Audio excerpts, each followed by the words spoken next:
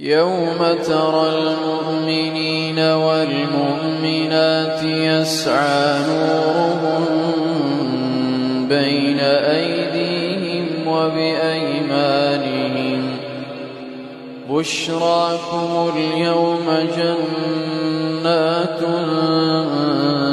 تجري من تحتها الأنهار خالدين فيها